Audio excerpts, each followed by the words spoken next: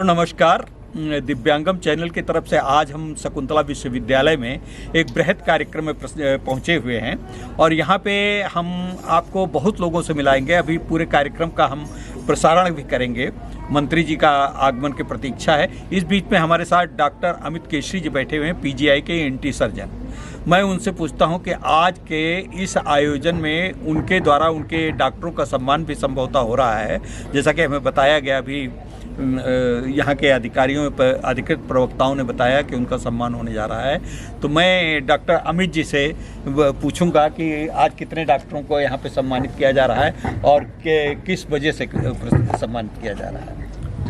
तो आज का जो कार्यक्रम है वो कॉकलियर इम्प्लांट का एक कार्यशाला होता है। कॉकलियर इम्प्लांट एक ऐसी मशीन होती है जो लोग श्रवण बाधित हैं, जिनको सुनाई देने में तकलीफ होती है और नॉर्मल मशीन से, कान की मशीन से उनको फ़ायदा नहीं होता है क्योंकि उनकी श्रवण क्षमता ज़्यादा खराब है, तो उनको कॉकलियर इम्प्लांट लगाया जाता है। अच्छा, कॉकलियर इम्प्लांट कुछ अंदर से चुंबक टाइप का अंदर कुछ अंदर फिट किया जाता है क्या? जरा कुछ हमारे दर्शकों को उसके विषय में। कॉकलियर इम्प्लांट के दो हिस्से होते हैं। एक हिस्सा ऑपरेशन करके स्कल के पास में लगाया जाता है और उसमें से एक इलेक्ट्रोड निकलता है जो कान के अंदर के भाग कॉकलिया के अंदर जाता है। उसके बाद वो ऑपरेशन के बाद 2 हफ्ते के बाद बाहर की मशीन लगाई जाती है जो मैग्नेट के द्वारा और इलेक्ट्रोमैग्नेटिक से वो कनेक्ट होती है बाहर की चीज़ों से और वो स्पीच प्रोसेसर होता है। नमस्कार।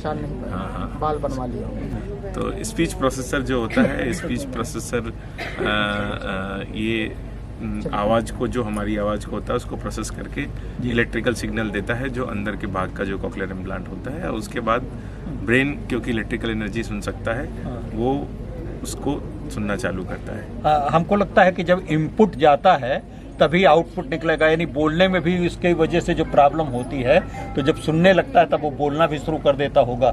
ऐसा शायद है क्या डॉक्टर साहब? जी, आपने बिल्कुल सही कहा। क्योंकि जो ब्रेन है, जो लैंग्वेज डेवलपमेंट होता है, बोलना सुनना, ये लैंग्वेज डेवलपमेंट के लिए पहले इनपुट होना ज़रूरी है। जी, बच्चा जब बॉर्न होता है तब से वो सुन रहा होता है, पर वो धीरे धीरे जब उसकी लैंग्वेज सिस्टम डेवलप होती है तो वो 6 महीने से थोड़ा बहुत बोलना चालू करता है, साल भर में वो बोलता है। इसलिए जब अगर कोई बच्चा सुन नहीं रहा है तो वो बोल नहीं पाता है। जब कॉकलियर इम्प्लांट करते हैं तो वो सुनने लग जाता है। उसके बाद थोड़ी उसकी स्पीच थेरेपी होती है, बोलने की रीत और उसको कैसे उस नई जो इन्फॉर्मेशन, जो इनपुट मिल रही है उससे कैसे एडजस्ट करे, फिर वो धीरे धीरे बोलना भी सीखने लग जाता है। आपको लगता है डॉक्टर साहब कि ये सहज रूप से सभी जो गरीब और अमीर सभी के लिए उपलब्ध है? पहले ये चीज़ टेक्नोलॉजी जो हमारे इंडिया में इतने गरीब परिवार के लोग रहते हैं उनके लिए नहीं अवेलेबल थी, पर अभी सेंट्रल गवर्नमेंट और स्टेट गवर्नमेंट, उत्तर प्रदेश सरकार ने भी इसमें आगे आई है और इसमें लोगों की मदद कर रही है। इसमें 200 से ज़्यादा लोगों की मदद अभी तक की जा चुकी है।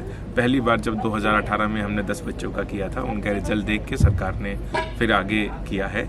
ऐसा ज़रूरी नहीं है कि सबको कॉकलियर इम्प्लांट लगाया जाए। बहुत सारे ऐसे बच्चे होते हैं जिनको सिर्फ मशीन से ही अगर सही टाइम पे डायग्नोसिस हो जाए, जल्दी डायग्नोसिस हो जाए, तो उनको हम आगे बिना कॉकलियर इम्प्लांट, बिना ऑपरेशन, मशीन से भी उनको हम रिहेबिलिटेट कर सकते हैं। अच्छा डॉक्टर साहब, हमारे जरा दर्शकों को बताइए, ये किस एज ग्रुप में जल्दी से जल्दी करवाना क्या जितना देर होगी उससे नुकसान होने की संभावना ज़्यादा है? ये जो कॉकलियर इम्प्लांट है वो 1 से 3 साल के बीच में सबसे अच्छा रहता है। 6 साल तक किया जा सकता है इसको। 6 साल के बाद ब्रेन में जो ऑडिटरी कॉर्टेक्स होता है, जो सुनने का हिस्सा होता है, उसमें सिकुड़न हो जाती है और उसके डेवलप होने की संभावना कॉकलियर इम्प्लांट करने के बाद भी कम होती है। तो बच्चे को वो फ़ायदा नहीं होता है जो 6 साल के बाद होगा। सबसे ज़्यादा फायदा 1 से 3 साल के बीच में और 3 से 6 साल के बीच में होता है। अच्छा, कुछ इस पे भी प्रकाश डाल सकते हैं कि ये क्यों हो जाता है कि जो सुनाई और बोलने में जो ये आ जाती है, तो गर्भस्थ शिशु के ऊपर कुछ ऐसा प्रभाव पड़ता है क्या? इसमें देखिए बहुत सारी चीज़ें हैं जिनका फ़र्क पड़ता है। एक तो ये होता है कि थोड़ा जेनेटिक भी होता है। अगर माँ बाप में कुछ अनुवांशिक जीन चल रहे हैं, इसलिए हम लोग कहते हैं कि मैरिज घर परिवार में नहीं होनी चाहिए और कंसांगुइनियस मैरिज बोलते हैं उसको। दूसरा, कुछ इन्फेक्शंस होते हैं जो प्रेगनेंसी में हो सकते हैं, उससे भी इन पर फ़र्क पड़ता है। तीसरा है कि अगर बच्चा जन्म से पहले पैदा हो रहा है, उसको ऑक्सीजन की कमी रही, उसको जॉन्डिस हो गया, उसको मेनिंजाइटिस हो गया, उसको इन्फेक्शन हो गया, NICU में रहना पड़ा, ऐसे बच्चों में ज़्यादा देखने को ये चीज़ मिलती है।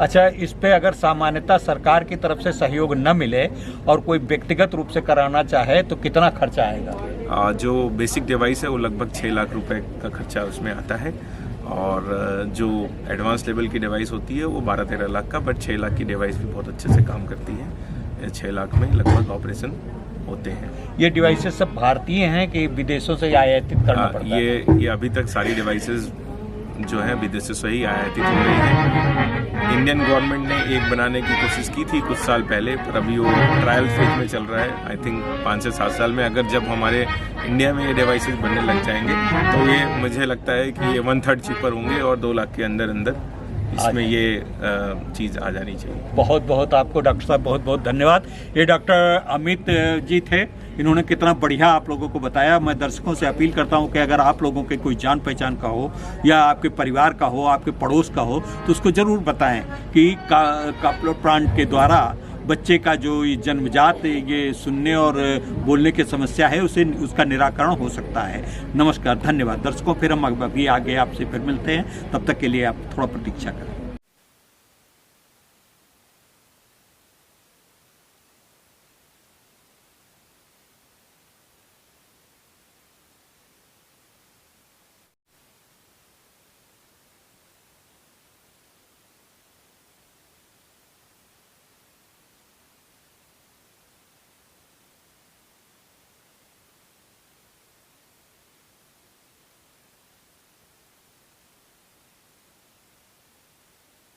प्रदेश शासन की अध्यक्षता में आयोजित कॉक्लियर इम्प्लांट सर्जरी कार्यशाला एवं सहायक उपकरण वितरण शिविर के उद्घाटन सत्र में एकत्र हुए हैं।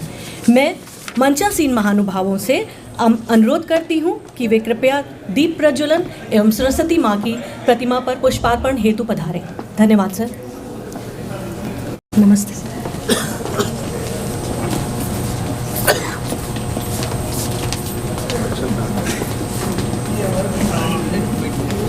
ऐसे सीढ़ियाँ हैं नीचे उतरने को।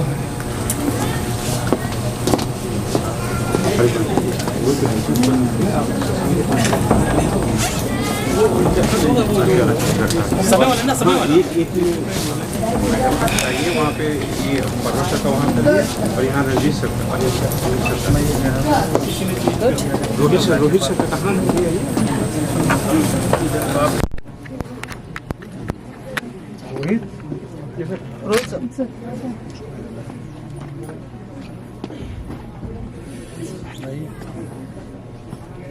सर थोड़ा साइड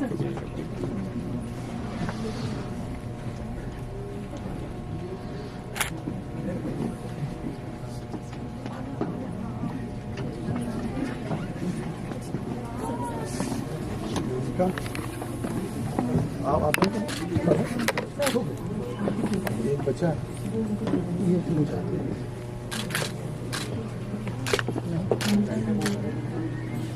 स्वागत को और बनाएं, सफल बनाएं और जोरदार तालियां हो सकती हैं। धन्यवाद श्रीमान। अब मैं अनुरोध करना चाहूंगी माननीय श्री रजिस्ट्रार हमारे विश्वविद्यालय में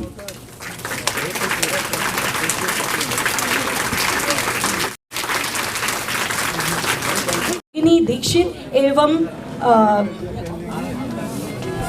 गाने वाली बालिकाएं हैं सलोनी, आकांक्षा, सुनैना, रोशनी, साधना, निर्मला। बच्चियां अपना गीत प्रस्तुत करने हेतु तैयार हैं? ठीक है।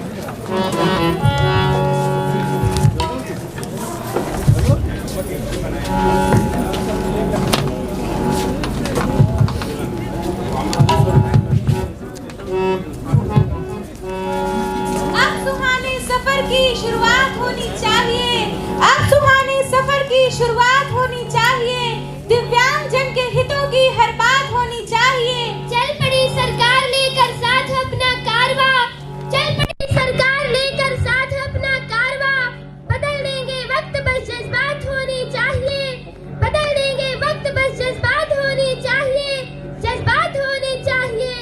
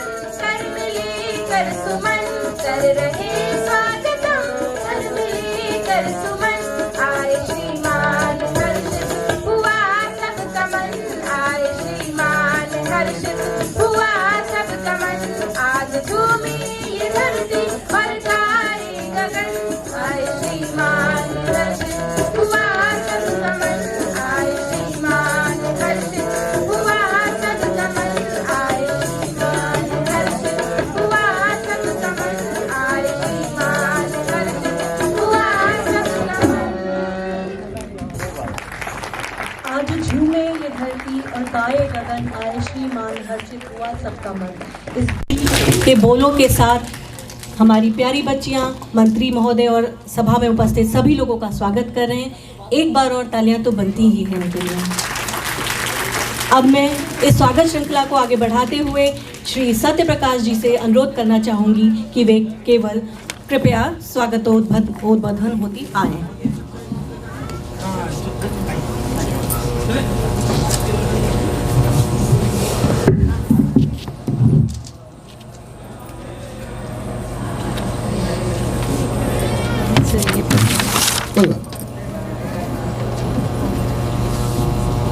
शकुंतला विश्वविद्यालय के लिम सेंटर के इस तत्वावधान में उपस्थित माननीय दिव्यांगजन सशक्तिकरण एवं पिछड़ा वर्ग मंत्री श्री नरेंद्र, साथ ही यहाँ पर पूरे लखनऊ मंडल से आए हुए अभिभावक, प्यारे बच्चे और दिव्यांगजन जिन्हें आज यहाँ पर सहायक उपकरण और कृत्रिम अंग का वितरण माननीय मंत्री जी के कर कमलों द्वारा किया जाएगा।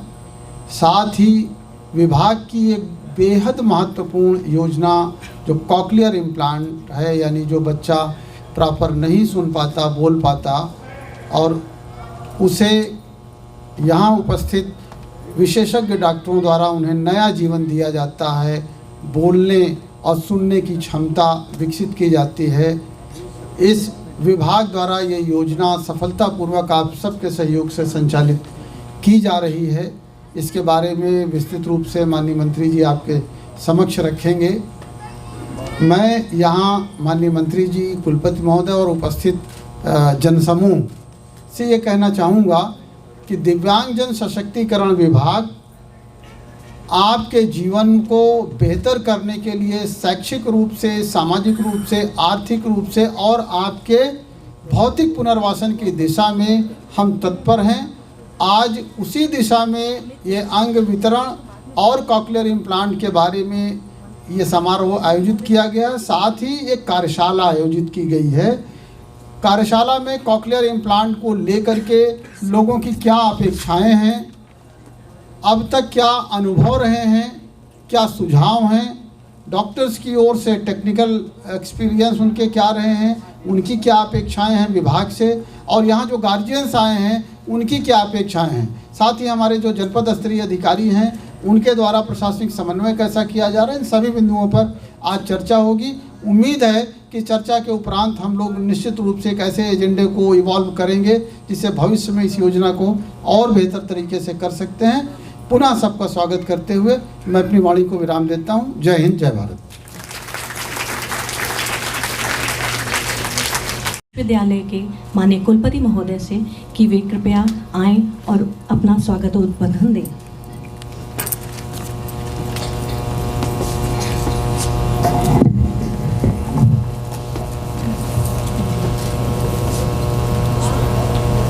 आज इस विश्वविद्यालय के प्रांगण में दिव्यांगजन सशक्तिकरण विभाग द्वारा सहायक उपकरण वितरण शिविर में मुख्य अतिथि के रूप में मंच पर विराजमान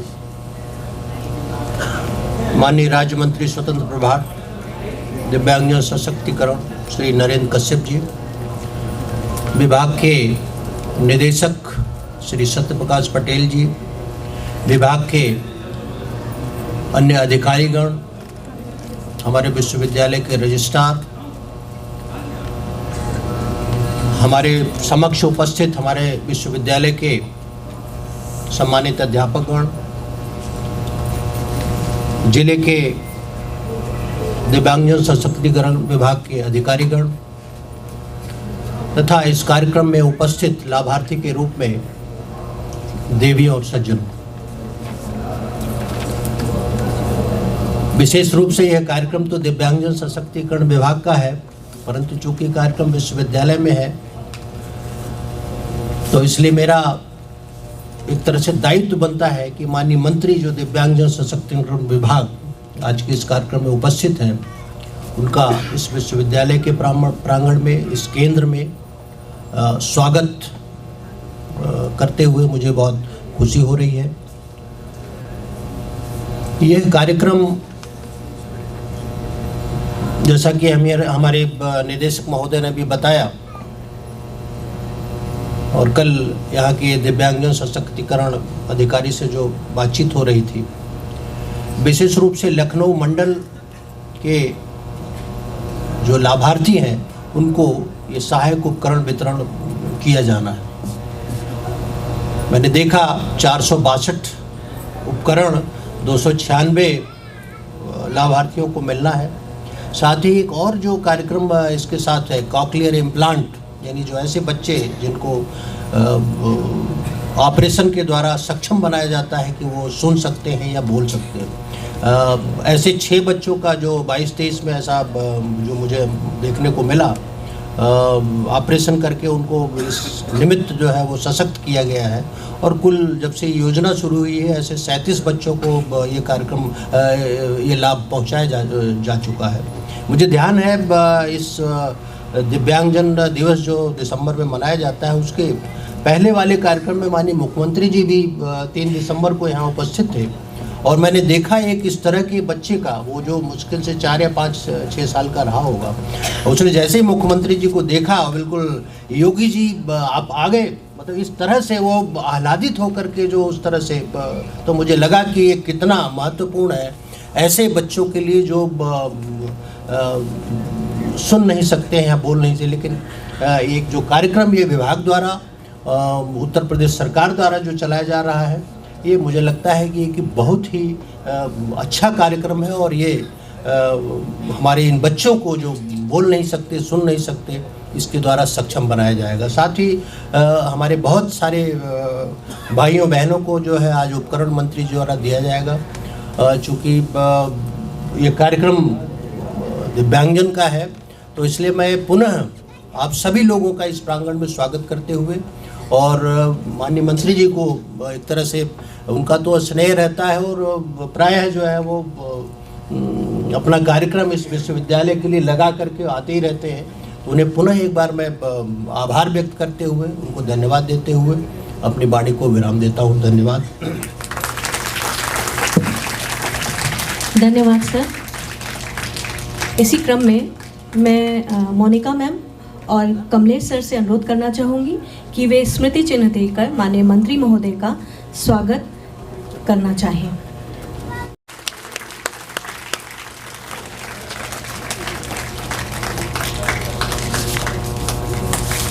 ऑफ मेडिकल साइंस SGPGI में कार्यरत हैं और यहाँ पर विशेषज्ञ के तौर पर उपस्थित हैं। वे आपके मध्य कुछ जानकारी आपसे साझा करना चाहेंगे। सर।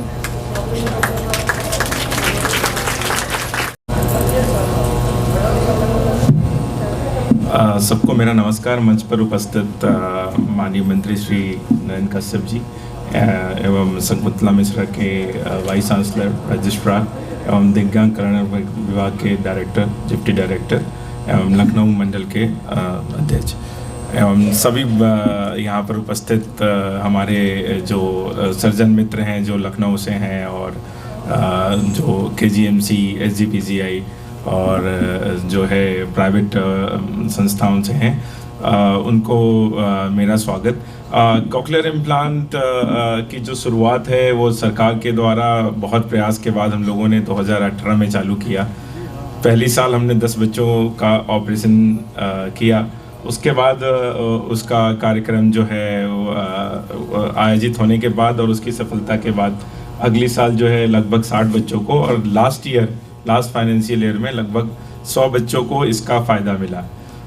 इसमें जो 2-3 बातें हैं जो मैं सबको कहना चाहूँगा। एक तो क्या है कि अगर कोई भी डिसेबिलिटी है, चाहे वो हियरिंग लॉस है, चाहे कि कोई भी और डिसेबिलिटी है, इसको अगर हम जल्दी पहचान पाएँ और हमारा ये प्रयास रहता है कि जल्दी से जल्दी हम बच्चों का जन्म के बाद ही इसका परीक्षण कर सकते हैं। तो जितनी जल्दी अगर हम पहचान पाते हैं तो हम उनका हियरिंग एड, कॉकलियर इम्प्लांट अगर हियरिंग एड से फ़ायदा नहीं हो पा रहा है तो हम उससे उनकी मदद कर पाते हैं। एवं सरकार ने जो ये चीज़ चालू की है इसको और आगे बढ़ाना चाहिए। मेरा मंत्री महोदय जी से एक दो विनती रहेगी कि जो एक NRHM की एक स्कीम है जिसको राष्ट्रीय बाल स्वास्थ्य कार्यक्रम बोलते हैं सर, उसमें 0 से 6 साल के बच्चों को दिव्यांगता के लिए कुछ मदद मिलती है जो कि 5 लाख रुपए तक की मिलती है। अगर दिव्यांग जन सशक्तिकरण विभाग का उसके साथ थोड़ा पार्टनरशिप हो जाए, जिसके लिए हमने पहले ट्राई किया था और पिछली बार कुछ बातें भी आगे बढ़ी थी, तो हम ज़्यादा बच्चों का उत्तर प्रदेश में, क्योंकि अकॉर्डिंग टू WHO एस्टिमेट्स 6 से 8 1000 बच्चों में 6 से 8 बच्चों को सुनने की तकलीफ है, तो हम सभी बच्चों की अच्छे से मदद कर पाएंगे। दूसरा, ये जो अभी स्कीम है ये ज़िले से संचालित होती है। कई बार ज़िले में जो कुछ अपने ज़िले हैं उनमें लोगों के लिए दिव्यांग अधिकारी को ढूंढना मुश्किल होता है, तो अगर इस स्कीम को ऑनलाइन कर दिया जाए जिसमें सारे लोग अभिभावक और जो बच्चे हैं जो उसमें वो अप्लाई कर सकें और उसका ऑनलाइन अगर प्रोसेसिंग होती है तो आई थिंक अच्छा रहेगा। तीसरी चीज़ जो लास्ट में बोलना चाहूँगा कि जो बच्चों का कॉकलियर इम्प्लांट हम बाहर लगाते हैं उसकी एक सेल्फ लाइफ होती है जो 3 से 10 साल होती है, और ये सभी बच्चे बहुत ही ज़्यादा गरीब परिवार से आते हैं। अगर उसके मेंटेनेंस में जो खर्च होता है इक्विपमेंट के मेंटेनेंस में, अगर उस पर भी थोड़ा ध्यान दें तो इस स्कीम को हम और आगे ले जाके और बच्चों को, ताकि हम बच्चों को मेन स्ट्रीम कर पाएंगे। अगर हम 1 से 3 साल के बच्चों को इम्प्लांट करते हैं तो वो नॉर्मल स्कूल में जा सकेंगे और अपना सोसाइटी के लिए जो वो दिव्यांग होते हुए भी अपना सारा योगदान दे सकेंगे।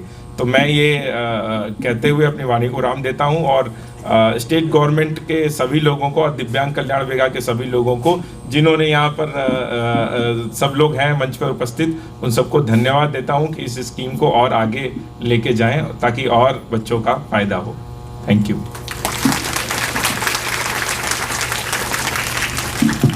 धन्यवाद डॉक्टर साहब। आज के इस कार्यक्रम का मुख्य जो वो है पक्ष, जो लाभान्वित बच्चे हैं जिन्हें कॉकलियर इम्प्लांट सर्जरी द्वारा लाभ प्रदान किया गया था, माननीय मंत्री महोदय और मंचासीन महानुभावों से अनुरोध है कि वे उन बच्चियों को पुरस्कृत करना चाहें और बच्चियों का लाइन बनवा लें। तब तक आप लोग मंचासीन उपस्थित डॉक्टर शकुंतला मिश्रा, राष्ट्रीय पुनर्वास विश्वविद्यालय के VC श्रीमान राणा कृष्णपाल सिंह जी, दिव्यांगजन सशक्तिकरण विभाग के डायरेक्टर श्री सत्यप्रकाश पटेल जी, विश्वविद्यालय के registrar Shri Rohit Singh ji, deputy director Shri Madhurendra Kumar पर्वत जी, डिप्टी डायरेक्टर डॉक्टर मोनिका लाल, जिला दिव्यांग जन अधिकारी कमलेश वर्मा जी, विशेष तौर से आज की कार्यशाला को संपूर्ण रूप देने के लिए सम्मानित डॉक्टर्स की टीम के मुख्य सदस्य डॉक्टर अमित केसरी जी, doctor Isha Tyagi ji, doctor Sunil Kumar ji, doctor आशीष चंद्र जी, डॉक्टर सोनम राठी जी, डॉक्टर करण जी, राधिका जी, भारतीय जनता पार्टी ओबीसी मोर्चे के हमारे वरिष्ठ नेता शिव मंगल राठौर जी, मुकेश कश्यप जी, आशीष पटेल जी, आशीष जी, मंच के सम्मुख दिव्यांग भाई बहन और उनके अभिभावकगण, विभाग के और भी संबंधित सभी अधिकारीगण, दो मुख्य बातों के लिए आज हम सब इस सभागार में उपस्थित हैं। पहला आधार, आज हम अपने विभाग के माध्यम से लगभग 296 दिव्यांग भाई बहनों को सहायक उपकरण और कृत्रिम अंग के माध्यम से लाभान्वित करने वाले हैं। मैं सभी दिव्यांग भाई बहन जो आज हमारे विभाग के माध्यम से अलग अलग प्रकार के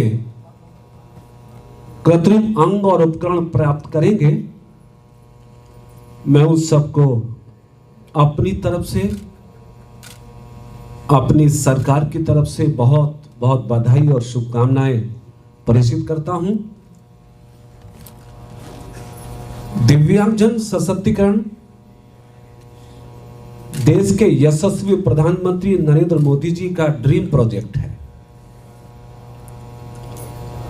प्रधानमंत्री जी चाहते हैं कि हमारे देश में प्रत्येक दिव्यांग सशक्त हो, स्वाभिमानी हो, समर्थ हो। इसलिए केंद्र और प्रदेश सरकार की तरफ से अनेकों कल्याणकारी योजनाओं को संचालित करके निरंतर हमारा विभाग दिव्यांगजनों के जीवन में खुशहाली लाने की कोशिश कर रहा है। आप सब जानते हैं कि दिव्यांगजनों के सामने सबसे पहली चुनौती अपने जीवन को संचालित करने की होती है। और आप ये भी जानते हैं कि 2017 से पहले दिव्यांगजनों के भरण पोषण के रूप में केवल उत्तर प्रदेश के अंदर 300 रुपए की एक छोटी सी राशि ही मिलती थी। 300 रुपए में किसी दिव्यांग का सर्वांगीण विकास की कल्पना हम करें तो बहुत मुश्किल लगता है, लेकिन हमारे उत्तर प्रदेश के माननीय मुख्यमंत्री जो योगी हैं, तपस्वी हैं, तेजस्वी हैं, जो उत्तर प्रदेश की 25 करोड़ जनता की चिंता करते हैं, जो दिव्यांगजनों के जीवन में खुशहाली लाने का हर प्रयास करते हैं और उन्हीं के प्रयास के प्रतिफल के रूप में भरण पोषण की उस 300 रुपए की राशि को बढ़ाकर 1000 रुपये मुख्यमंत्री जी ने किया। 300 से 1000। और माननीय मुख्यमंत्री जी का, हमारे विभाग का आगे भी संकल्प जारी है। कदम यहीं पर रुकने वाले नहीं। हम आने वाले समय में बजटीय प्रबंधन हो जाने के उपरांत माननीय मुख्यमंत्री जी के माध्यम से भरण पोषण के रूप में मिलने वाली 1000 की धनराशि को बढ़ाकर 1500 रुपए करने की इच्छा रखते हैं। मैं कोशिश करूंगा, मैं उम्मीद करूंगा कि जब ये राशि 300 से बढ़ के 1500 हो जाएगी, निश्चित दिव्यांगजनों के जीवन में प्रगति के कुछ ना कुछ कदम और आगे बढ़ेंगे। उत्तर प्रदेश में पहली बार हुआ दिव्यांगजनों की यात्रा को सुगम करने के लिए दिव्यांगजन अपने गंतव्य स्थान तक आसानी से पहुंचाने के लिए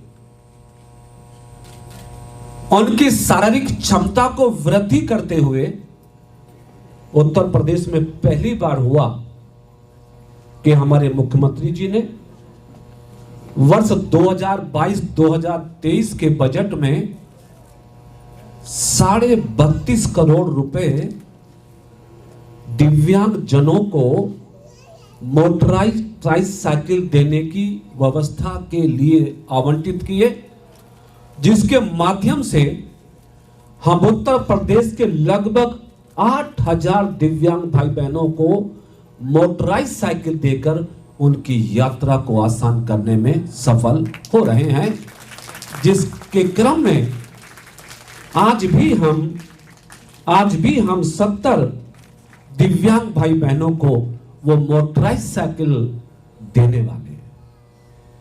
एक की कीमत 42,000 रुपए है, बैटरी के द्वारा संचालित है।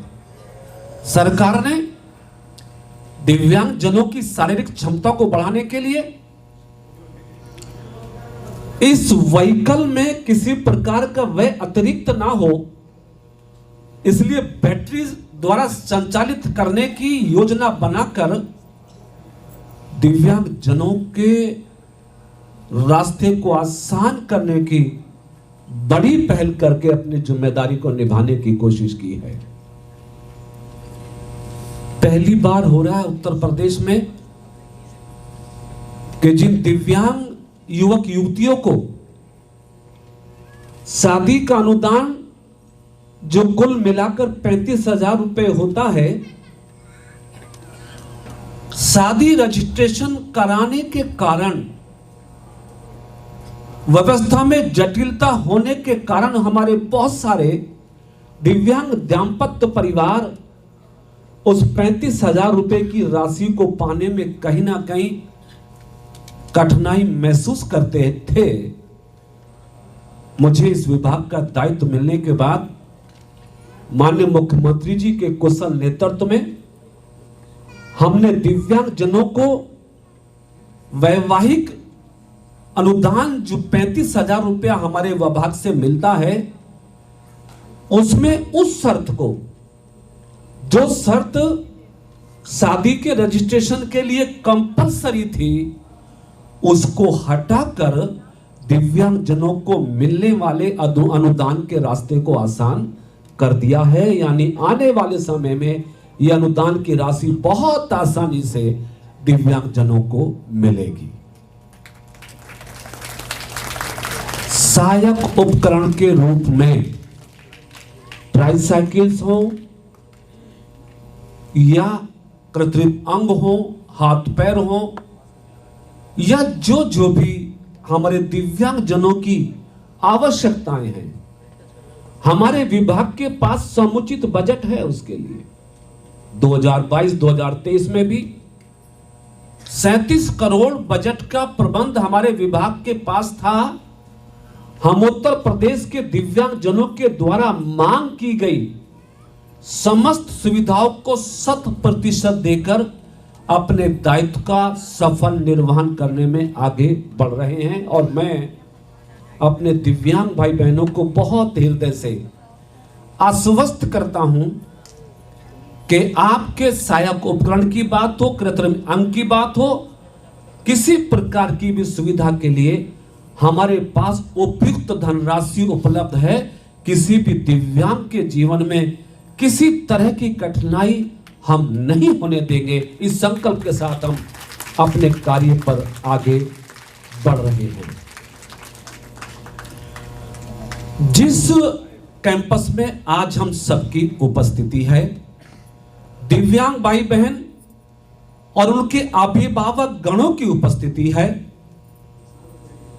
इस पुनीत स्थान को डॉक्टर शकुंतला मिश्रा राष्ट्रीय पुनर्वास विश्वविद्यालय के रूप में पूरा देश जानता है, प्रदेश जानता है, एशिया के लोग जानते हैं कि दिव्यांग विभाग उत्तर प्रदेश में यह सामर्थ्य रखता है अपने विभाग के माध्यम से विश्वविद्यालय को संचालित करके जो दिव्यांग भाई बहन उच्च शिक्षा में शिक्षा ग्रहण करने की इच्छा रखते हैं, इसमें अनेकों प्रकार के कोर्सेज हैं।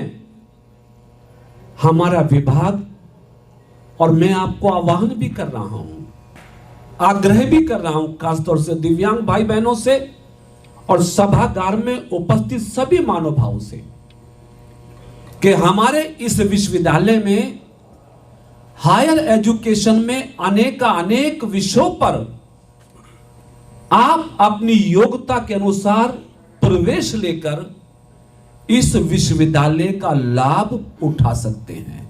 दिव्यांग जनों की पढ़ाई का, दिव्यांग जनों के पुनर्वास का, रहने का, भोजन का सारा प्रबंध हमारे विश्वविद्यालय की तरफ से निःशुल्क किया जाता है।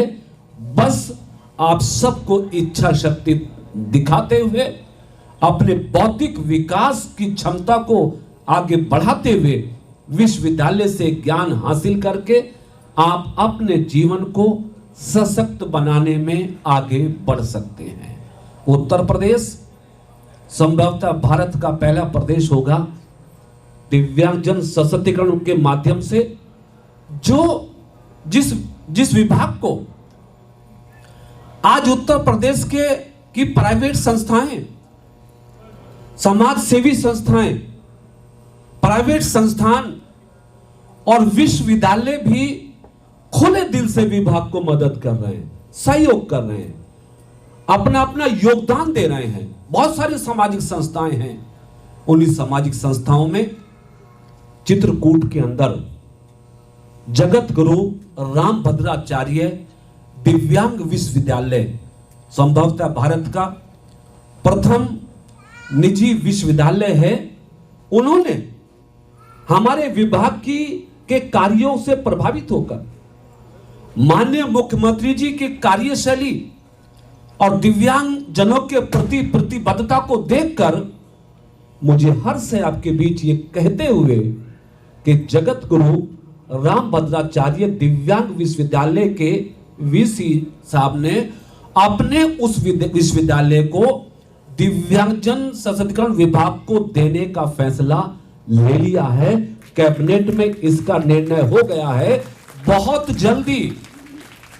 जल्दी आप देखेंगे कि डॉक्टर शकुंतला मिश्रा राष्ट्रीय पुनर्वास विश्वविद्यालय के साथ साथ हमारे पास चित्रकूट में जगत गुरु रामभद्राचार्य दिव्यांग विश्वविद्यालय भी आपके बौद्धिक विकास के लिए उपलब्ध हो जाएगा, जहां पर आज की तारीख में भी 1700 दिव्यांग अलग अलग विषयों में शिक्षा पा रहे हैं। तो माननीय मुख्यमंत्री जी का प्रयास लगातार उत्तर प्रदेश की संस्थाओं को, उत्तर प्रदेश में दिव्यांग जनों के लिए काम करने वाले इंस्टीट्यूशंस को प्रभावित कर रही हैं। आने वाले समय में भी हम सब सामूहिक रूप से ये कोशिश करेंगे, ये प्रयास करेंगे कि उत्तर प्रदेश में एक भी दिव्यांग ऐसा शेष ना हो जिसके जीवन संकल्पना में हम कुछ करने में कामयाब ना हो सके। हमारी कोशिश होगी कि हम कामयाब होंगे। समेकित विद्यालय पूरे उत्तर प्रदेश में निर्मित हो गए हैं, कुछ निर्माणाधीन है। हमारी सरकार का संकल्प है कि हम सामान्य बच्चों के साथ दिव्यांग बच्चों को मिडिल और उसके नीचे की एजुकेशन देकर, इंटरमीडिएट मिडिल की एजुकेशन देकर उनको सामान्य जीवन जीने के लिए प्रेरित करेंगे, उनके सामान्य ज्ञान में वृद्धि करेंगे।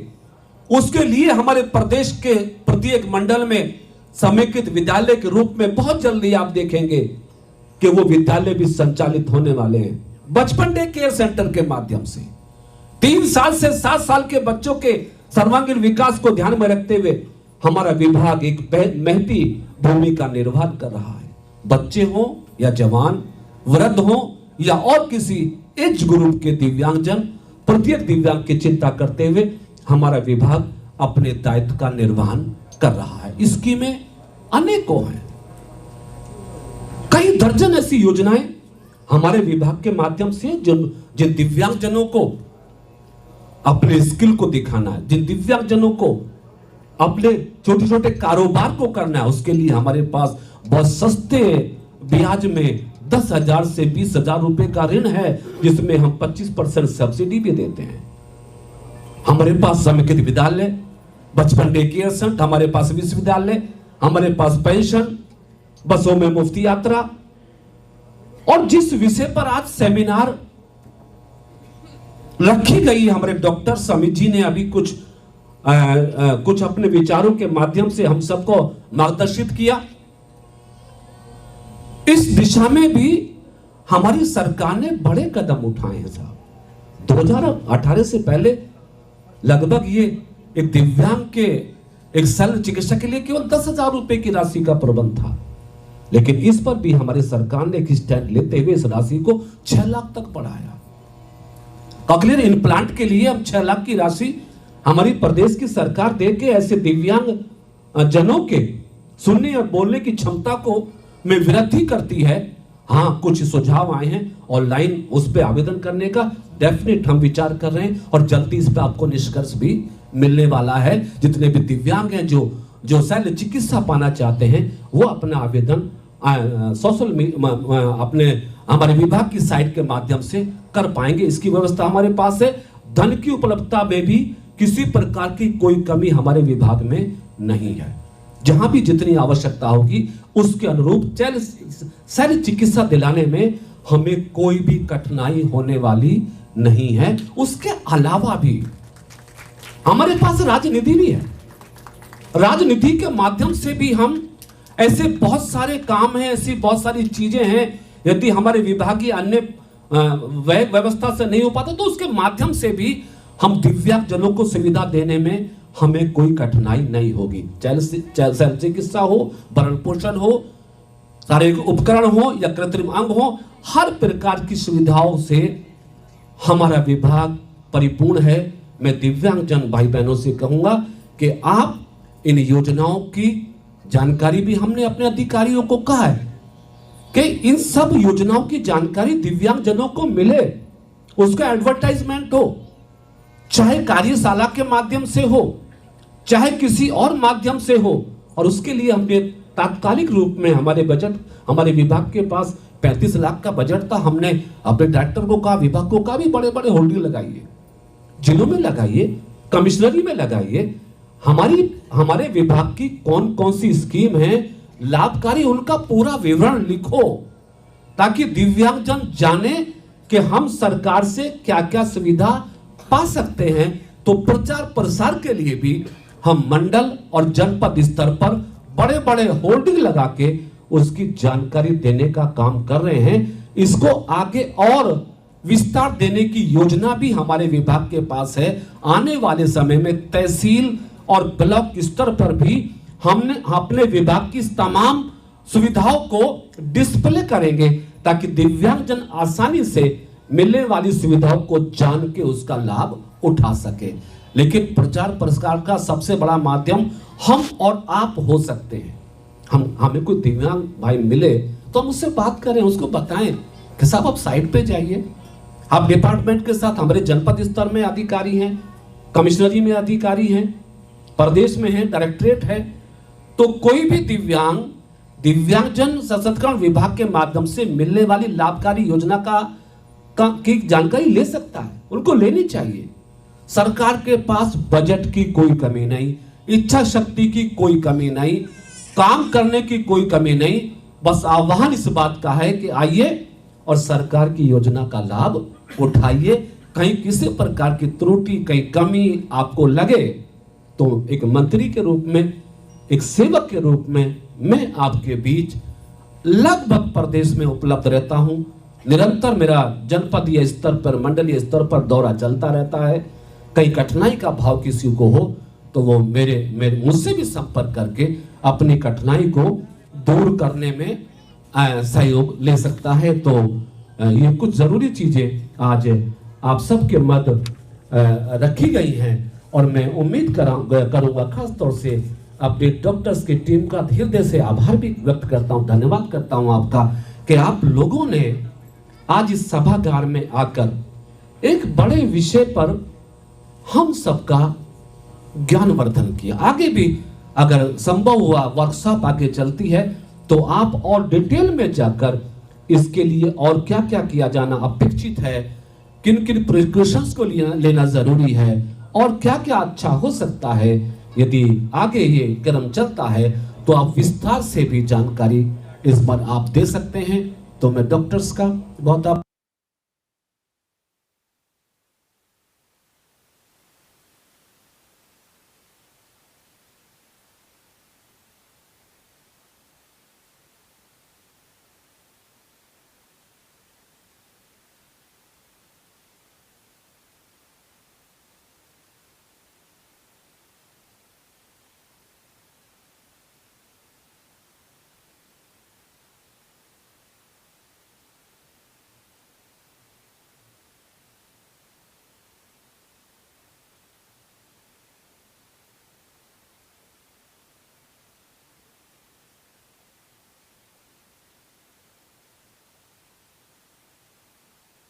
कानपुर में भी है उपकरण बांटने वाला, वहां भी जाना है। आप सब ने बहुत समय से आज अपना योगदान देकर विभाग की और आज के कार्यक्रम की गरिमा बढ़ाई है। मैं सभी का बहुत हृदय से धन्यवाद करता हूं, अभिनंदन करता हूं और कोशिश करेंगे कि हम सब लोग मिलकर इस प्रदेश को आगे बढ़ाने के लिए और दिव्यांगजनों की खुशहाली के लिए हम सब मिलकर आगे बढ़ेंगे। सबका बहुत बहुत धन्यवाद। क्या ये सभी बच्चे आ गए वहाँ पर? और बेटा आगे आओ। आप लोग प्लीज तालियां बजाते रहिए। जिन्हें पुरस्कार नहीं मिल रहा है वो उत्साहवर्धन कर सकते हैं।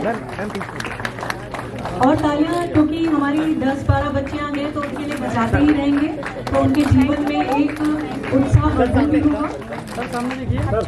और ये बहुत ही अच्छी कविता है जो कि हमारे दिव्यांगजन सशक्तिकरण विभाग का एक मोटो सा है जो कि हम आपको पढ़ के सुना रहे हैं। धीर तुम बढ़े चलो और धीर तुम बढ़े चलो, सामने पहाड़ हो सिंह की दहाड़ हो, तुम निडर हटो नहीं, तुम निडर डटो वहीं, वीर तुम बढ़े चलो, धीर तुम बढ़े चलो। तो इसी शुभकामना के साथ मैं नन्ही बालिकाओं और जो बालक हैं, छात्राएं हैं, उनके उज्जवल भविष्य की शुभकामनाएं करती हूँ विश्वविद्यालय और विभाग की तरफ से। तालियां कृपया बजाते रहें।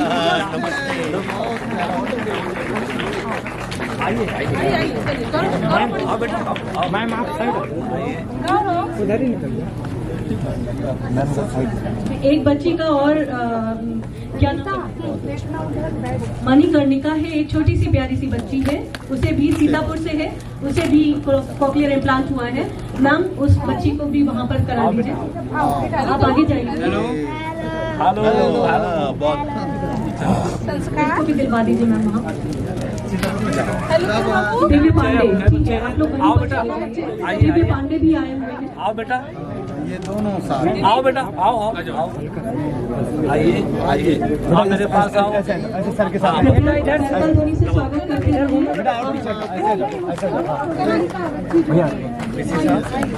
मैम मैम हाथ, परमत जी, मोनिका जी, चारों बच्चों को कई बार हाँ बाबू प्लीज आपके हाथों से बच्चों को आशीर्वाद हो जाए। मैम एक मिनट, वो लड़की वाली वो आ गई ना, इसको नहीं पहना है, एक हाँ इसे बीच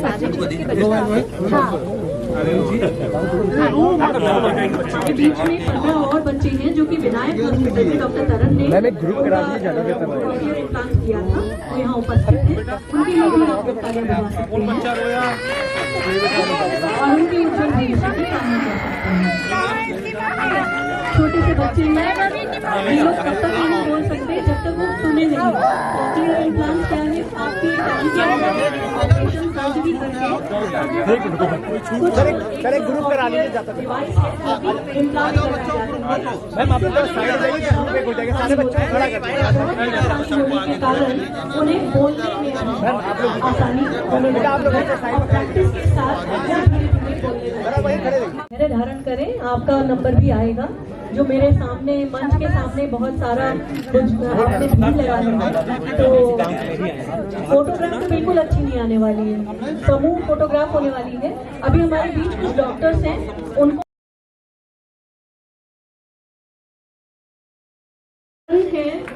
विनायक हॉस्पिटल से राधिका है, डॉक्टर राधिका है और डॉक्टर रोहित भाटिया हैं। आप सभी को सम्मानित किया जा रहा है हमारे बीच। इन्होंने बहुत ही एक महत्वपूर्ण योगदान दिया है दिव्यांगजन सशक्तिकरण में। कृपया इनकी करताल ध्वनि से स्वागत करते जाएं। प्लीज तालियां जरूर बजाएं। मैं नाम फिर से बुलाना चाहूंगी, डॉक्टर अमित केसरी, डॉक्टर सुनील कुमार, अच्छा डॉक्टर ईशा त्यागी, ये सभी लोग आ गए, ठीक है। डॉक्टर सुनील कुमार, डॉक्टर आशीष चंद्र, डॉक्टर सोनम राठी, डॉक्टर करण, डॉक्टर राधिका और डॉक्टर रोहित भाटिया। आप सभी को बहुत बहुत बधाई और साधुवाद।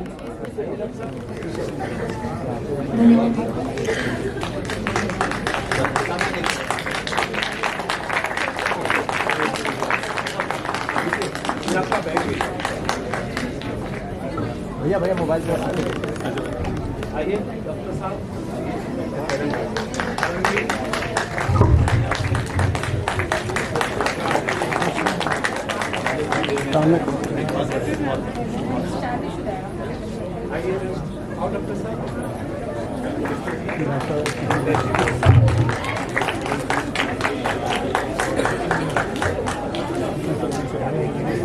सभी लोग तालियां बजाते रहें। ये जीवन इनके रक्षण इनके लिए अनमोल है और हमारे लिए भी महत्वपूर्ण है। कृपया तालियां जरूर बजाएं।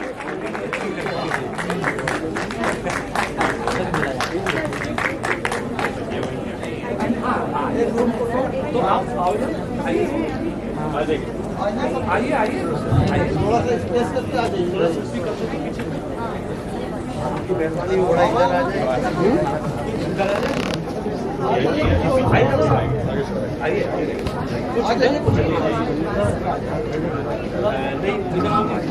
धारण करें, आपका नंबर भी आएगा। जो मेरे सामने मंच के सामने बहुत सारा कुछ आपने भीड़ लगा है, तो फोटोग्राफ तो बिल्कुल अच्छी नहीं आने वाली है, समूह फोटोग्राफ होने वाली है। अभी हमारे बीच कुछ डॉक्टर्स हैं, उनको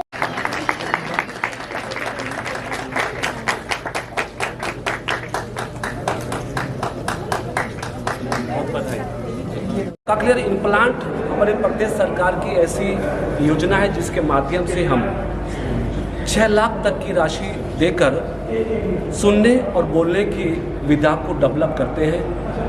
हमारे विभाग पूर्णतया कल्याणकारी है, जिसके माध्यम से दिव्यांगजनों के जीवन में खुशहाली लाना हमारे विभाग का दायित्व है। इसलिए पेंशन के रूप में, यात्रा के रूप में, मोटराइज साइकिल, ट्राईसाइकिल्स, अनेकों प्रकार की और विभिन्न सुविधाएं देकर हम दिव्यांगजनों को सशक्त बनाने का काम कर रहे हैं। देश के प्रधानमंत्री नरेंद्र मोदी जी का ड्रीम है कि देश में एक भी दिव्यांग ऐसा ना हो जिसके जीवन में उजियारा ना हो, यानी प्रत्येक दिव्यांग के जीवन में उजियारा लाना, उत्तर प्रदेश के दिव्यांगजनों को सशक्त बनाना, ये मुख्य कार्य है को हमारा विभाग कर रहा है। अच्छी बात है कि डॉक्टर शकुंतला मिश्रा राष्ट्रीय पुनर्वास विश्वविद्यालय इस भूमिका को और आगे गंभीरता से लेते हुए हमारे दिव्यांगजनों के लिए बड़ा काम कर रहा है। मैं समझता हूँ कि इस सबका हमारे दिव्यांगजनों को लाभ मिलेगा और दिव्यांगजन निस्संदेह सशक्त होंगे, और दिव्यांगजन सशक्त होंगे तो प्रदेश सशक्त होगा, प्रदेश सशक्त होगा तो भारत आगे बढ़ेगा। यही बहुत सारे आशय लेकर धन्यवाद। तो अगर आप लोग यहाँ से बाहर कहीं और जो भी कार्यशाला होनी है वो इसके बाद होनी है। ठीक है,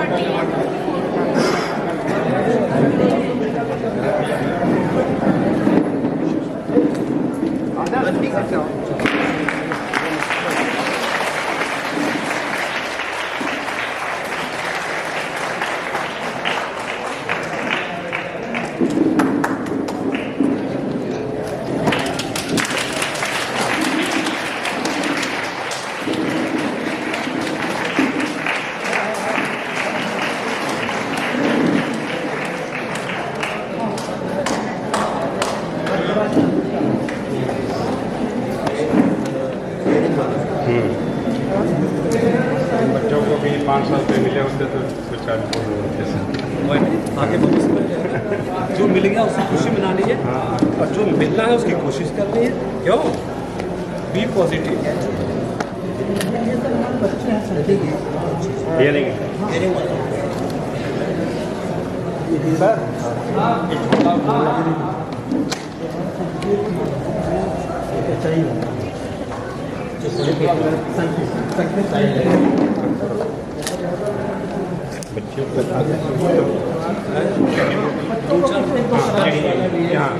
वीआई वाले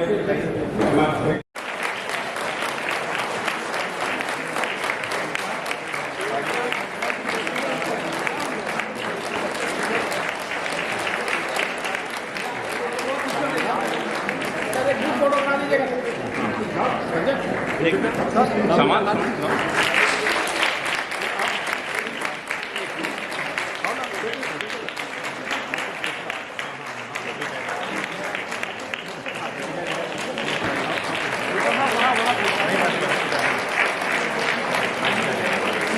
यूनिवर्सिटी में हो रहा था सर, उसके लिए व्हीलचेयर और सर चाह रहे हैं सर, करेंगे, हेल्प पूरी करेंगे।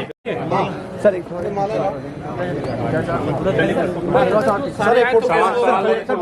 सब नहीं आ जाएंगे सर, 20 आ जाएंगे माला और सर थोड़ा आगे माला आप लोग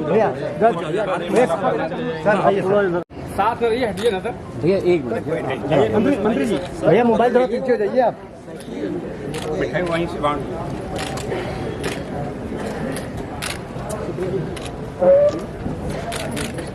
सर ये फोटो बैनर पे। हाँ आइए। हाँ बैनर एक मीटर को फोन कर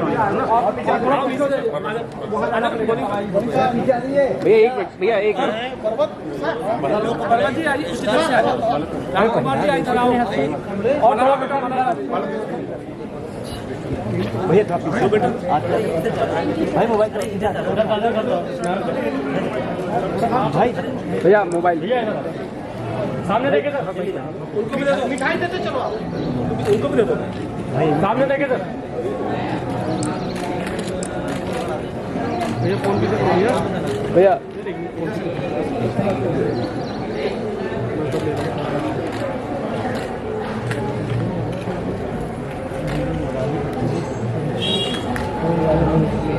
हाँ समझ रहे हैं बात कर बधाई। नमस्ते जी। बधाई बधाई सर।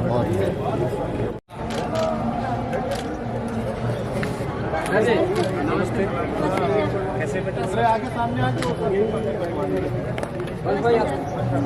नमस्कार सर। कैसा महसूस कर रहे हैं? बहुत बढ़िया है।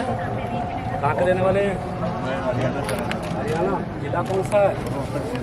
और तक कब से रहते हैं यूपी में? यूपी में सर हो गए 2014 से यहाँ। बधाई आपको। यूपी रास आ रहा ना ठीक से? यही है तो सर एक फोटो ये बैनर पे करा। हाँ आइए आइए। आप लोग कर ले कोई बात नहीं, आज कोई अंतिम दिन थोड़ा ही है। जारी रहेगा। भाई पीछे आ जाइए। अरे भाई पीछे आ जाओ, ये भी तो है अभी मंदिर के लिए क्या करेंगे भैया मोबाइल दो फोटो तो आ जाए साथ में। आ जाएंगे दादा आ जाएंगे। हाँ हाँ कर लीजिए करना भाई। अब आप पीछे आओ। आप भी करो पीछे, आप भी पीछे करो सीधा करके।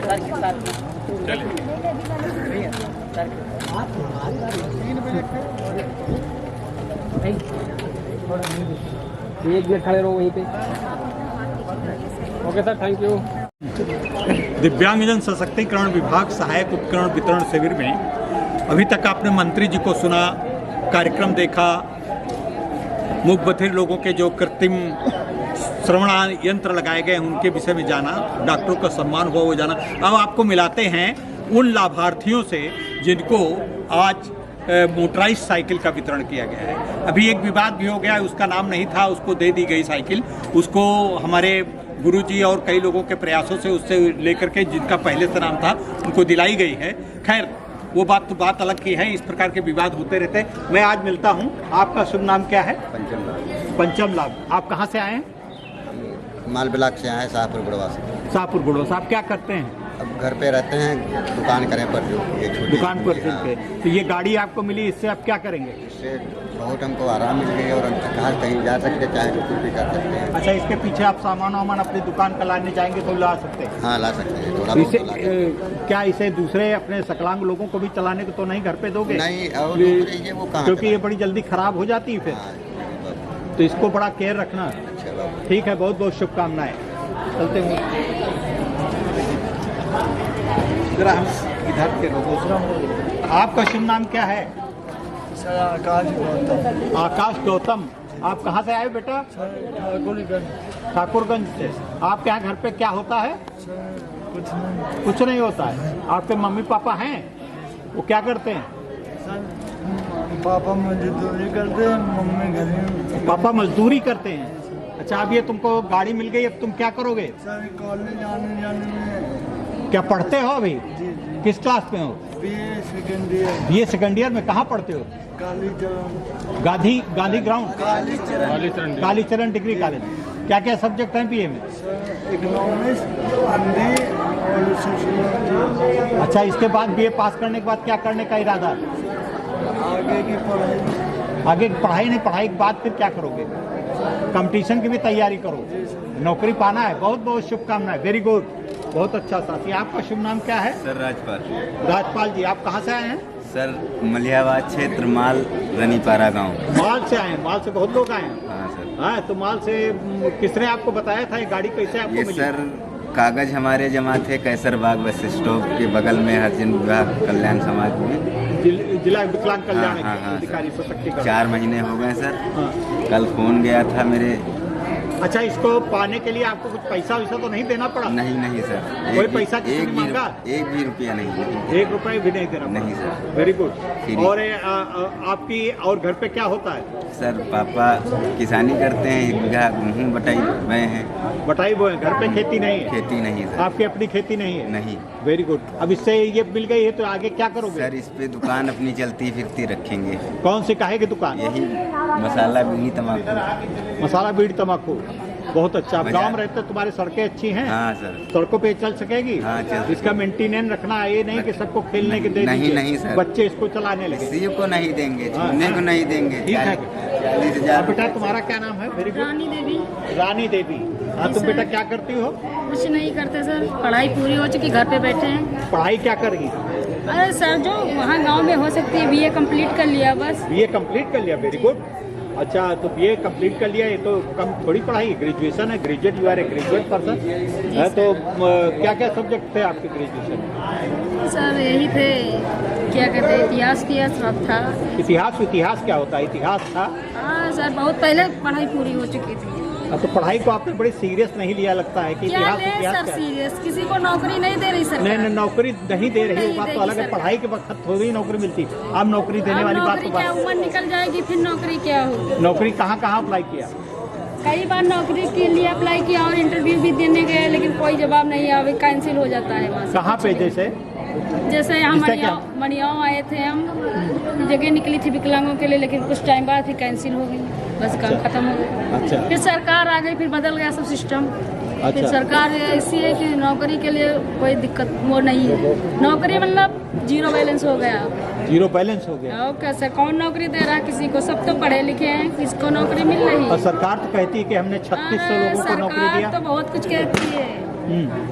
तो सरकार की और कौन अपेक्षाएं आपकी सरकार नहीं कर रही, वो सब बताइए ताकि जाए सरकार के पास। क्या बताएं सर, जैसे पेंशन है 1000 रुपए में गुजारा हो सकता। पहले तो आपको 300 मिलती थी, उससे पहले 100 मिलती थी। उससे पहले तो बहुत ये तो पिछले साल हुई है। सस्ता सामान भी तो मिल रहा था। नहीं, सस्ता सामान तो आजकल तो फ्री मिल रहा है। आज फ्री में केवल राशन मिल रहा है, राशन से काम चलेगा, चटनी रोटी खाएंगे। तो वो क्या जब पहले मिलता था चटनी चावल और आटा से काम चल जाएगा सर, रोटी सब्जी नहीं खाई जाएगी, दाल नहीं खाई जाएगी। सब कुछ फ्री मिलना चाहिए और फ्री मिलना चाहिए। ऐसा नहीं कह रहे, फ्री सब चीज मिलनी चाहिए। जो हिसाब से विकलांग है, जिसके घर में जैसी स्थिति है उस हिसाब से विकलांग 3000 में, जैसे 3 महीने में 3000 मिलता है उतने। अच्छा, इसके अलावा पढ़ाई के अलावा टाइप या कंप्यूटर कुछ सीखा? नहीं सर, गांव में ऐसी कोई सुविधा नहीं है, नहीं थी पहले जब हम पढ़ रहे थे। अभी भी काफी दूरी पे है, इंटीरियर इलाका, इधर निकल जाइए। तो अब इससे जाकर के थोड़ा सा कंप्यूटर बेटा सीखिए, इससे रोने से कुछ नहीं होगा, चिल्लाने से, गुस्सा से कुछ नहीं होगा। आपको आगे करने से आप सर जो पूछ रहे वही तो कह रहे हैं। सरकार राशन दे रही थी, गेहूँ चावल नहीं तो सरकार नहीं कर रही है, तो मैं खुद मानता हूँ, तो मैं तुमसे पूछता हूँ, इसीलिए तो पूछ रहा हूँ। तो सर हमने बोल दिया जो हमारे बड़ा। लेकिन आगे आप करने के लिए मेरे ये परामर्श है तुम्हारे बेटरमेंट के लिए कि आगे थोड़ा सा पढ़ करके कंप्यूटर और उसमें कुछ ग्रहण करिए, सीखिए। ठीक है? तुम बेटा कहाँ से हो? लखनऊ से। लखनऊ कहाँ से? बीकेटी बक्सी के तालाब से। क्या करते हो बेटा? ग्रेजुएशन कर चुके हैं। ग्रेजुएशन कर चुके हैं? कंप्यूटर की ट्रेनिंग करें। कंप्यूटर ट्रेनिंग करो। कंप्यूटर में क्या आ रहा है? एक्सेल, वर्ड वगैरह सब सीख लिए? MS वर्ड सीख लिए? वेरी गुड, बहुत अच्छा। आगे कोशिश करो, आगे नौकरी मिलेगी आपको। और आप कहाँ से हैं? Sector I Jankipur. जानकीपुर जी। आपका शुभ नाम क्या है? समीउल्लाह जी। तो आप क्या कर रहे हैं? कुछ नहीं कर रहे हैं। पढ़ाई लिखाई की? नहीं। अच्छा, पढ़ाई लिखाई भी नहीं की, तो कोई साइकिल या किसी चीज़ का रिपेयर वगैरह का काम कर सकते हैं? नहीं, तो आप किए नहीं। तो अब इसके बाद मतलब कुछ न किए हैं, तो आप क्या सोच रहे हैं? कुछ करेंगे? सोचेंगे, चलेंगे। हाँ, रुक जा। पीछे कर लो। अभी कोई बात नहीं, सीख नहीं पाए, कुछ पूछ लेना। अभी तुम रुक जाओ पहले। तो ये करना। आपका बाबा जी क्या नाम है? रामदास। रामदास। आप बाबा जी क्या करते हैं? क्या करते हैं, कोई रोटी बना के दे देता तो खा लेता हूँ। हाँ। भजन पूजन कर लिए और के सो गए। किसी मंदिर में रहते हैं? घर पे रहता हूँ, मंदिर में नहीं रहता हूँ। पूजा घर में ही करते हैं। और इसके अलावा क्या कुछ मतलब तो फिर आप इस गाड़ी से क्या करेंगे? गाड़ी से कहीं जैसे बाजार जाना है, कोई साग भाजी लाना है तो अपन चले गए 1-2 किलोमीटर ले आए। और कहीं जाना है तो अपन चले गए, इससे किसी के साधन से वो नहीं देखना पड़ेगा। चलिए उन मैडम से ठीक है ना। किस लड़के से भाई साहब सॉरी बेटा बोल लेती है ना? हाँ। बेटा क्या नाम है आपका? सर ज्योति सिंह नाम है। Jyoti Singh ji, very good. आज आपको साइकिल मिली, इसके लिए बहुत बहुत बधाई, बहुत बहुत मुबारक। और क्या पढ़ाई कर रही हैं आप? जी। किस क्लास में हैं आप बेटा? सर मेरा पोस्ट ग्रेजुएशन कंप्लीट हो चुका है। पोस्ट ग्रेजुएशन किस सब्जेक्ट में? हिस्ट्री से सर। हिस्ट्री में। एंशिएंट हिस्ट्री की modern history? Indian history. Indian history. अच्छा अच्छा। और इंडियन हिस्ट्री लिया है तो इसके आगे क्या अध्यापन करने का विचार है? टीचिंग लाइन में जाने का विचार है या रिसर्च है? जी।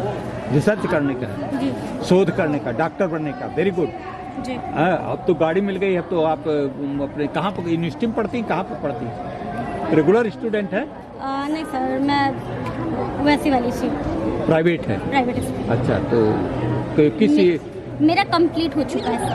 कंप्लीट पास आउट हो चुका है। अच्छा, पास आउट है। कहाँ से किया था? मैंने फतेहपुर यूनिवर्सिटी से किया था। कानपुर यूनिवर्सिटी होगी। ठीक है, बहुत बहुत शुभकामनाएं और बहुत मेहनत करो बेटा। अपने को निराश न समझना, हम भी देखे तुम्हारे तरीके से दिव्यांग है। आज पूरा हमारा चैनल चलता है, सब कुछ चलता है। ये बात इसलिए बता रहा हूँ तुमको मोटिवेट करने के लिए। और ऐसे निराशा अगर ये कि मैं विकलांग हूँ, सब कुछ सरकार नहीं कर सकती, कुछ बहुत कर रही। अब कुछ वो कर रही, कुछ आप करें, थोड़ा दोनों करके आगे बढ़ सकती हैं। ठीक है। ऑलरेडी वर्किंग, हमारी कंपनी में इन्हें जॉब मिली है। अच्छा, वेरी गुड। हाँ, तो let me know in which company you are working? Saubhagya Foundation. Saubhagya foundation.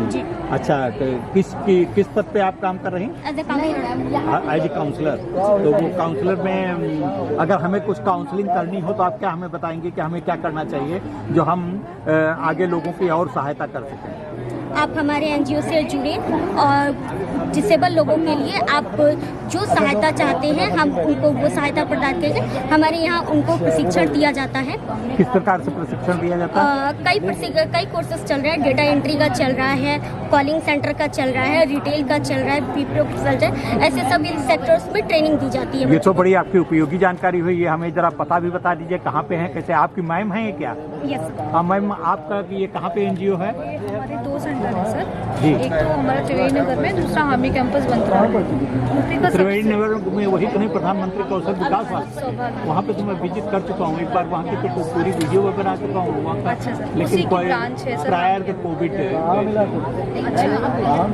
उसी की ब्रांच हम लोगों ने यहाँ पे है मंत्रा में, हामी कैंपस में, जहाँ पे ये पोस्ट है। Very good. बहुत बेटा शुभकामनाएं। मैं बहुत खुश हूँ, आई एम वेरी हैप्पी। और मेरे चैनल की तरफ से तुम्हारे लिए बहुत बहुत शुभकामनाएं बेटा।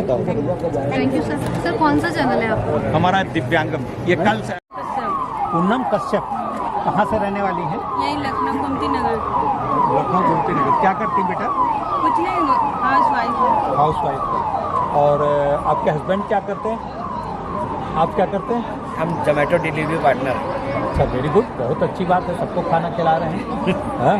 और तो अब इसको व्हीलचेयर ये मिल गई है, इससे कुछ कॉटेज इंडस्ट्री कुछ बना करके पापड़ वापड़ बनाना, इसी करके थोड़ी इनकी मदद करिए। है? अब तो एक रथ के दोनों पहिए हैं, और तो इनसे ज़्यादा आप काम कर सकती हैं। इनको सिद्ध करिए कि मैं डिसेबल नहीं हूँ, मैं आपके साथ बराबर से चल सकती हूँ। Very good. बहुत शुभकामनाएं बेटा। है? तुम्हारा क्या नाम है जरा? सुरजन लाल जी। सुरजन लाल जी, आप कहाँ के रहने वाले हैं? सतरौना। सतरौना से। और क्या कर रहे हैं आजकल? जी, इस समय कुछ नहीं करते हैं। कुछ करिए। करने का कुछ साधन बना, आप साधन मिला इसके लिए कुछ। इस पे दुकान रख के बैठिए। जी। आप बाबा जी कहाँ से हैं? माल से हैं। माल से बहुत लोग हैं। माल करीब है ना यहाँ से। तो आप क्या करेंगे अब? इस व्हील चेयर मिल गई है, ये मिल गई है आपको बैटरी वाली साइकिल, तो इससे क्या इसका उपयोग करेंगे? इधर है सर दुकान। हाँ, दुकान की, ठीक है, बहुत अच्छी बात है और बहुत बढ़िया है। मैम सर बेटा जरा थोड़ा सा, बहुत आज खुश है ना? हाँ जी, बहुत खुश हैं। हाँ, क्या करते हैं, कितना पढ़ी लिखी? इंटर पढ़े और सिलाई कर रहे हैं। अच्छा, कभी कभी आपने सोचा था कि ऐसी गाड़ी होगी जो बैटरी से चले? नहीं सोचा था। नहीं सोचा था ना? अब बड़े कायदे से, अभी तेज न चलना। नहीं, तेज नहीं वैसे चलाएंगे। गति तो हैंडीकैप की सबसे ज़्यादा तेज होती है, हाँ, लेकिन बड़ा संभाल के चलना। और अब आगे क्या करेंगे? अभी सोचा नहीं। पढ़ाई तो कर रही हो ना? पढ़ाई नहीं कर रही। क्यों पढ़ाई क्यों नहीं करी? करेंगे अभी करो पढ़ाई, अगर थोड़ी बहुत है तो हाई स्कूल प्राइवेट देकर नहीं, के इंटर हो गया है हमारा। इंटर हो गया, तब तक ये बताओ कि इंटर कर लिया है, बाद में पढ़िए, ग्रेजुएशन करिए, प्राइवेट करिए, जो इसी जगह BSc BA BCom कुछ भी करिए, और एक्स्ट्रा कंप्यूटर या टाइपिंग या कुछ सीखिए। ठीक है बेटा, शुभकामनाएं। और क्या नाम बेटा? पिंकी। पिंकी इसलिए पिंक कलर का पहने भी है। पिंक नहीं है, मरून है। वरुण, अच्छा, तो बताइए क्या कर रही हैं इस समय? बीएड कर बीएड मतलब डिप्लोमा एजुकेशन, शिक्षा में आप जाएंगे इसका विशेष, ये मतलब विशेष शिक्षकों के लिए कुछ करना चाहेंगे? जी बिल्कुल, उन्हीं के लिए तो पढ़े रहे हैं सर। ये विशेष शिक्षा ही होता है इसमें, मतलब जो हमारा DED है वो स्पेशल बच्चों के लिए, पर्सन विद डिसेबिलिटीज। हाँ, तो उनके लिए पढ़ाने में आपको लगेगा कि मतलब उनको आप ही तरीके से हैं तो उनकी आपकी दिक्कतें ज़्यादा समझ सकती हैं, जैसे हम आपकी दिक्कतें या आप हमारी दिक्कतें ज़्यादा समझ सकती हैं। तो बड़ा मन लगा के, बड़ा सकारात्मक और आशावादी दृष्टिकोण से आगे बढ़ने का सबको संदेश दें। आपका शुभ नाम क्या है? मोहम्मद शफी। मोहम्मद शफी, वेरी गुड, बहुत बहुत मुबारक हो, आज आपको ये गाड़ी मिली। हाँ, अब आगे आप क्या करेंगे? भैया थोड़ा पीछे कर लीजिए, इसी में सामान ला के बेच देंगे, सब सामान ला के बेचेंगे, बहुत अच्छा करेंगे काम, कुछ बिजनेस तो करना पड़ेगा। ठीक है, तो आप सभी लोगों के लिए हमारा शुभकामनाएं बेटा। हमारे इसमें जो है बैटरी संपन्न हो चुकी, खत्म हो चुकी है, और अब हम आगे नहीं कर सकते, बड़ी देर से कार्यक्रम चल रहा है। तो हमारी सब लोगों की तरफ से बहुत बहुत हमारी शुभकामनाएं। सब लोग काम करिए, सब लोग आगे बढ़िए। ये इसको व्हीकल मिली है जो आपको, ये आपको आगे बढ़ने के लिए, आगे मार्ग प्रशस्त करने के लिए मिली। इसको घर पे रोक करके खाली अवरुद्ध जीवन को न करें, ये हमारी कल्पना है, हमारी आप लोगों से याचना है, प्रार्थना है, शुभकामनाएं। आगे बढ़िए और लोगों को दिखाइए कि जो सकलांग है उनसे कहीं पर आप कम नहीं हैं। मैं देखिए सकलांग कई चैनल है, उसके सामने हम कंपटीशन में आपका चैनल चला रहे हैं दिव्यांगम। इस चैनल का नाम दिव्यांगम है और कल 6 बजे ये पूरा प्रसारित होगा सुबह। आप अपने घर पे, आप मोबाइल पे आप लोग देख सकते हैं दिव्यांगम चैनल, DIVYANGAM डालेंगे, आपको मिल जाएगा गूगल सर्च पे। ठीक है, बहुत बहुत धन्यवाद, बहुत बहुत नमस्कार। से ही इंटरनेशनल पैरा सेक्टर में सिलेक्शन हो गया है, मैं बड़ी शुभकामनाएं देता हूं। और किस खेल में आपकी अभिरुचि है ज़्यादा? सर बैडमिंटन में अभी हुआ है। आगे कौन से कार्यक्रम होने वाले हैं निकट भविष्य में? सर अभी 22 से यहाँ नेशनल है, देश के सभी राज्य के जो पैरा शटलर हैं वो इसमें प्रतिभाग करेंगे। इंटरनेशनल, नेशनल जो न्यू जनरेशन है वो अभी पार्टिसिपेट करने वाली है। बहुत बहुत शुभकामनाएं, धन्यवाद।